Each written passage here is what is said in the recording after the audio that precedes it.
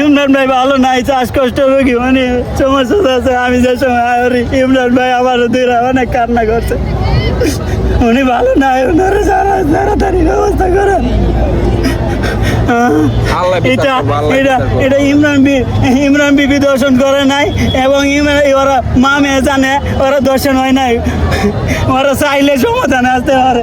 দেশে আইন নাই, মিথ্যা একটা মামলা দেয়া, মিথ্যা ওরা চাইলে জেল কাটাইতেছে হুদাই। ওরা নিজেরাও জানে, ওই যে মা মেয়েও জানে, মেয়েও আমার কাছে বিচার দিয়ে আল্লাহ যাতে তাদের বিচার করে। ইমরানের অবস্থা কি? দূরত্ব ধরেন, বেশি সামনে নিলে আরেকজন পাইব না ভাই, দূরের থেকে ধরেন। কতদিন পরে আপনার ভাইকে দেখছেন?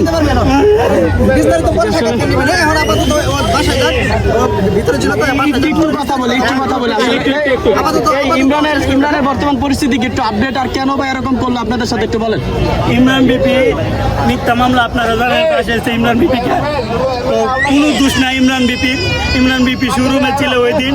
পরে যখন বাসায় ওরা মা মেয়ে চলে আসছে, তখন আমি তাদেরকে ভয়ে আমি দূর থেকে ক্যামেরাটা দূরে, যাতে তারা কোনো চিল্লাচিল্লি না করতে পারে। তারপরে আমি ক্যামেরা ধরতে, পরে আমার ক্যামেরাতে হাত দিছে, হাত দেওয়ার পরে ওরা কি করছে, আমার ক্যামেরা বন্ধ করে আমার পকেটে দিয়ে দেয়। দেওয়ার পরে আমার একটা কথাই তোরা দীক্ষা দিব, ওই পিয়ার মা বলছে। আচ্ছা, আপনাদের কাছে নাকি 10 না 20 লক্ষ টাকা চাইছে আপোষ হওয়ার জন্য।